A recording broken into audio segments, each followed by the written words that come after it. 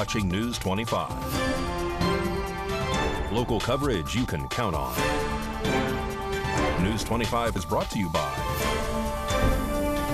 J.K. Nelson Law, voted Best of Las Vegas. Give them a call, 702-727-9900.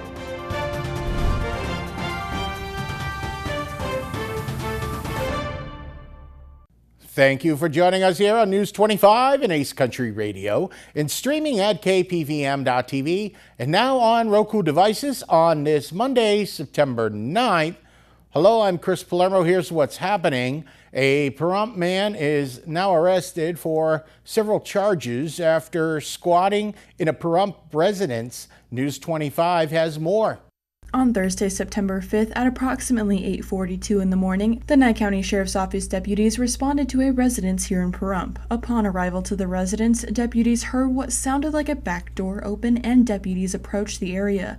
Deputies entered the backside of the property through an unlocked side gate and allegedly observed a man who was later identified as Philip Russell with his back turned, and Russell reportedly had a large knife in a holster on his hip. According to the declaration, deputies say they announced themselves and instructed Russell to come towards deputies and show his hands. Russell followed the commands and tossed what appeared to be a white bag that was in his left hand into a bush near him. At that time, Russell was detained while deputies searched for the item that he threw. Deputies located a small ball of tinfoil near where Russell was standing. Upon opening the foil, deputies found what contained to be a black substance, and due to their previous training, they were able to identify the narcotic as heroin. Further into the investigation, deputies also found and contacted the two other individuals that were inside of the residence. When deputies interviewed those two residents inside, deputies asked the other residents if they knew how long Russell had been staying there, and both of them answered that they had just arrived that morning and they thought that Russell had been there for about a month as far as they knew. Based on the statements that were made regarding Russell residing at the residence for about a month, a search warrant was requested to be executed on the residence,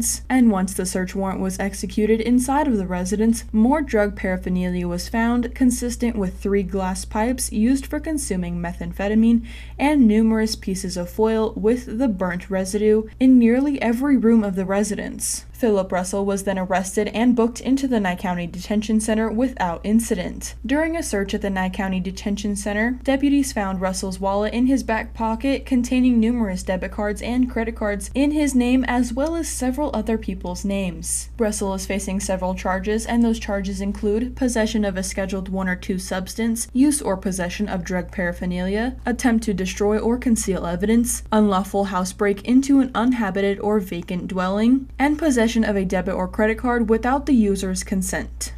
More news now. A 7-year-old boy was safely reunited with his family after an unsuspecting hero saved the day.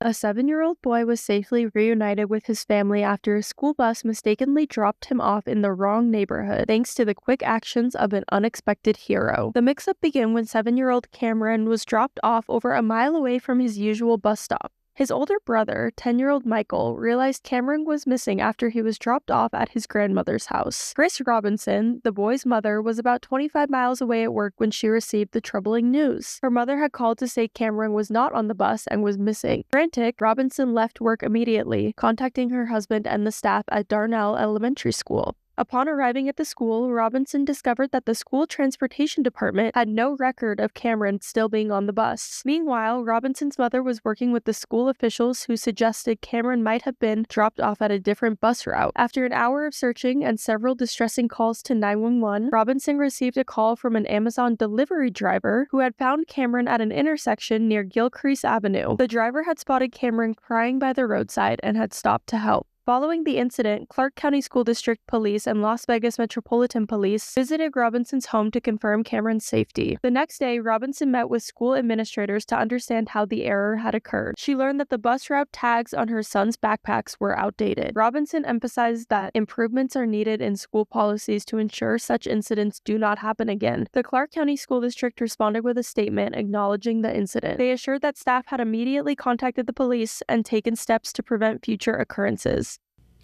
And the Davis fire in Reno, Nevada, that sparked over the weekend has caused many homes to be evacuated and Roy Rosell has more.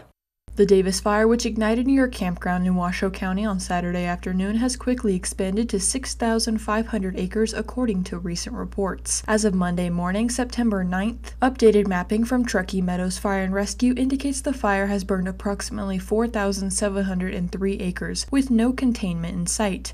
Currently, 600 fire personnel are on the ground working to contain the blaze. Fire officials have reported that the fire has held steady overnight, but anticipated further challenges with gusty winds approaching in the forecast for this week. Evacuations have been mandated for residents at the St. James Village and areas south of Mount Rose Highway. The Washoe County School District did cancel all classes for Monday, September 9th. To prevent potential fire ignitions, around 18,700 Nevada Energy customers have experienced power outages throughout the weekend and has forced 12,000 to 14,000 people in the Washoe County to leave their homes, according to officials. As of Sunday, power outages have remained off in the area just south of Mount Rose Highway. Additionally, Interstate 580 has been closed between Carson City and Reno due to the fire and has since been reopened. Authorities are continuing to monitor the situation closely and will provide more updates as more information becomes available. News 25 will keep you updated on this burning fire.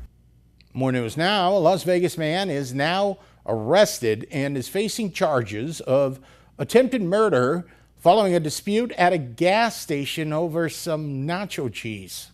A Las Vegas convenience store clerk has been arrested for allegedly assaulting a customer with a baseball bat over a nacho cheese dispute. Myron Boley, age 47, faces charges of attempted murder and battery with a deadly weapon, according to an arrest report. The incident occurred early on the morning of September 3rd when officers responded to a call of a man bleeding near an Arco gas station at the intersection of Rainbow Boulevard and Russell Road. Upon arrival, they found the victim lying on the sidewalk with severe facial injuries. He was transported to UMC with life-threatening injuries, including 2 brain bleeds, multiple skull fractures, and facial bone fractures. Witnesses reported the victim was assaulted after a confrontation inside of the convenience store. According to the arrest report, Bully was angered by the victim taking an excessive amount of nacho cheese from a self-serve machine. After telling the man to leave the store, Bully allegedly became enraged when the victim returned and demanded nachos. Bully then physically removed the victim from the store and struck him multiple times with a baseball bat, including 1 strike to the head. Surveillance footage from the store confirms Bully's account of hitting the victim multiple times in the head. Bully is currently being held at the Clark County Detention Center with bail set at $10,000. A preliminary hearing is scheduled for September 23rd. And our Las Vegas correspondent Maria Centers on the campaign trail as usual. More coming up on News 25.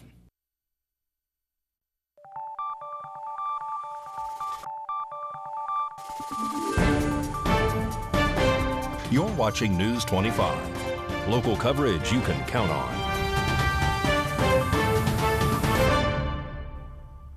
Welcome back to News 25. I'm Chris Palermo. The worldwide arena awaits tomorrow's U.S. presidential debate. News 25 Las Vegas correspondent Maria Centers now joins us with the latest from the presidential campaign. As America braces for Tuesday's second U.S. presidential debate, yet first between President Donald J. Trump and Vice President Kamala Harris, 45 campaigned to a packed crowd in our sister swing state of Wisconsin over the weekend. During his remarks, the GOP presidential nominee pledged to restore the military-industrial complex and wipe out all governmental corruption across the board. Let's take a look. I will expel the warmongers from our national security state and carry out a much-needed cleanup of the military-industrial complex to stop the war profiteering and to put always America first. We're going to end these endless wars. They never stop. You ever see these wars? They go on for 14 years, 20 years. Tomorrow's 90-minute ABC debate kicks off at 6 p.m. Nevada time. They've taken away your free speech, and the fake news is a threat to this country. They are just horrible. These are horrible people. Not everyone flew over, and I said, that's a lot of people down there. And you know what they'll say today or tomorrow when they write? Donald Trump spoke today in Wisconsin before a small crowd of people, a small gathering. I will sign an executive order banning any federal employee from colluding to limit speech, and we will fire every federal bureaucrat who is engaged in domestic censorship under the Harris regime. Debate protocols mirror those from Biden and Trump's June exchange. The moment we win, we will rapidly review the cases of every political prisoner unjustly victimized by the Harris regime, and I will sign their pardons on day one. We will completely overhaul Kamala's corrupt Department of Injustice and turn the Injustice Department back into the best law enforcement agency on the planet. Instead of persecuting Republicans, they will focus on taking down bloodthirsty cartels, transnational gangs, and radical Islamic terrorists, which words they won't even say. As of this newscast, this marks the only confirmed debate between Harris and Trump. I will support modifying the 25th Amendment to make clear that if a vice president lies or engages in a conspiracy to cover up the incapacity of the president, if you do that with a cover-up of the president of the United States, it's grounds for impeachment immediately and removal from office, because that's what they did. October 1st marks the first face-off between VP nominees J.D. Vance and Tim Walz on CBS, while Vance has also agreed to a September 18th debate on CNN. I'm Maria Centers with News 25 Las Vegas. Thank you very much, Maria. Great job as usual. The Wynn Resort has agreed to pay $130 million to the Department of Justice regarding foreign transactions. News 25 has more. The Wynn Resorts has agreed to pay $130 million to the U.S. Department of Justice to settle allegations of permitting unlicensed money transfers to funnel funds to gamblers at its Las Vegas Strip property. Announced on Friday, this settlement is the largest forfeiture by a casino in such a case. The Justice Department's investigation revealed several methods used to transfer money from foreign countries to the Wynn Las Vegas. These included unlicensed agents using multiple foreign bank accounts to send money to the casino, and human heads placing bets on behalf of individuals constrained by anti-money laundering laws. One independent agent conducted over 200 transactions worth nearly $18 million for more than 50 foreign patrons. Wynn Resorts has stated that the settlement marks the conclusion of its efforts to resolve legacy issues and allows the company to concentrate on its future. The company has cut ties with all of the individuals and businesses involved in these transactions. The settlement also comes with ongoing legal issues for former CEO Steve Wynn, who has faced allegations of sexual misconduct in 2018. Wynn, now age 82, living in Florida, has consistently denied these allegations and claims no ties to the company. And the Las Vegas Tennis Open has returned. News 25's Ava Parducci has more. The Las Vegas Tennis Open has returned for its 8th year, continuing to serve as a key platform for emerging tennis talent. Part of the ATP Challenger Tour, the Las Vegas Tennis Open provides players with an opportunity to compete for a cash prize of $80,000 and valuable ATP ranking points. These points are crucial for advancing to higher-tier ATP Tour events and climbing the global tennis rankings. The event is being held at the Darling Tennis Center in Summerlin, a premier venue for tennis enthusiasts. The center, recognized for its excellence, was named the 2024 Facility of the Year for large public tennis facilities at the U.S. Open in New York. It offers extensive coaching programs, including adult clinics, junior programs, private lessons, and court play. The Las Vegas Tennis Open continues today and will run through September 15th. General admission tickets range between $10 and $20. More sports news now. Well, the Raiders had their opener, and let's just say I'll leave it up to Mikey to give you the rest of the news.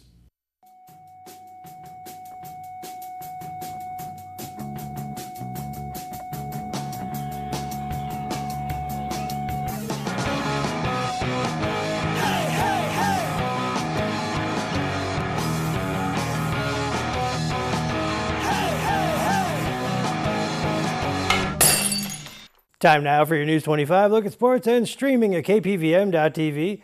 And now on Roku devices, the Las Vegas Aviators lost last night to the Round Rock Express 9-6. Next up for them, they're off to Albuquerque to play the Isotopes starting Tuesday.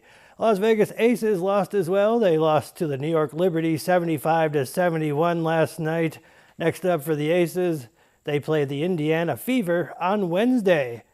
And the Las Vegas Raiders, with their season opener, they lost to the LA Chargers 22-10. Next up for the Raiders, they play the Baltimore Ravens in Baltimore. Pahrump Valley Trojans football got beat by Somerset Academy on Friday, 51-30. The Trojans welcome sports leadership and management this Friday. Pahrump Valley Trojans girls soccer are at Sloan Canyon High School. That match starts at 6 p.m. And that's your look at sports on News 25. Thank you, Mikey. More local stories coming up and your weather forecast. You're watching News 25.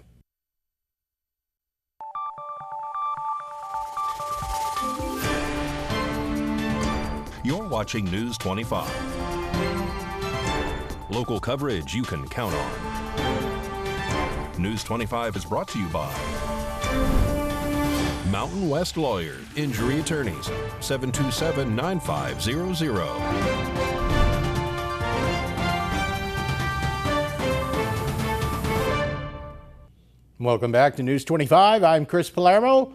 The Nevada Broadcasters Association's 28th Annual Hall of Fame Gala was held Saturday. Here's a look into the night.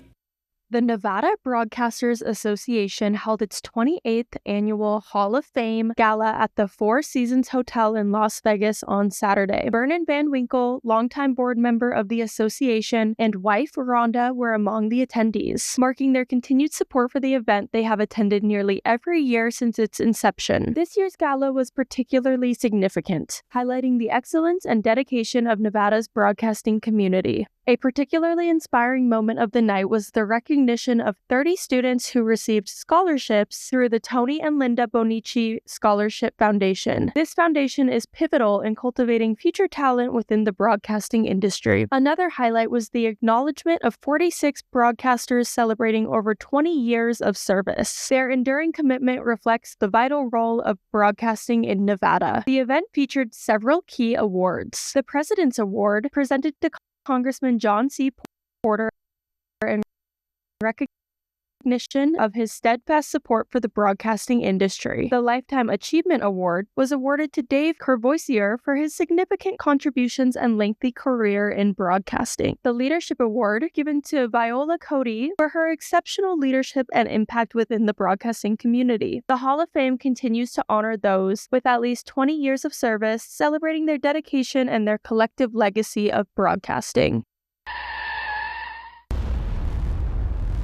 News 25 Weather Cam is brought to you by Lerner and Rowe Injury Attorney's Office in Pahrump. In a wreck, need a check? Call 702-877-1500. That's the famous Lerner and Rowe weather cam. We actually went across the street, getting closer to Mount Charleston. We have some cooler temperatures coming later this week. Many of y'all have been waiting for that pumpkin spice moment. Forecast in a bit.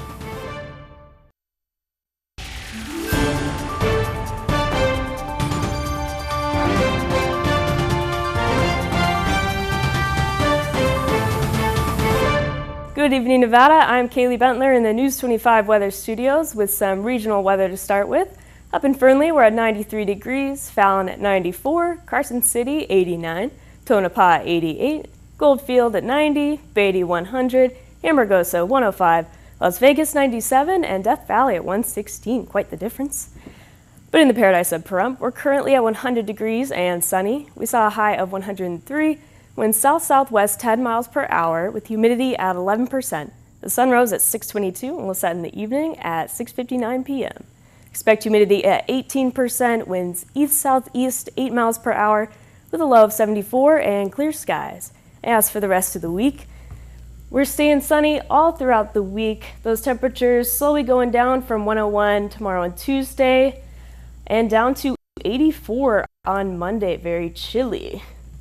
And that's your look at the weather. Back to the desk. Here's Chris. Thank you very much, Kaylee. Ooh, get the hoodie out for next Monday. That'll just about do it from all of us here at News 25. I'm Chris Palermo. Make it a great night.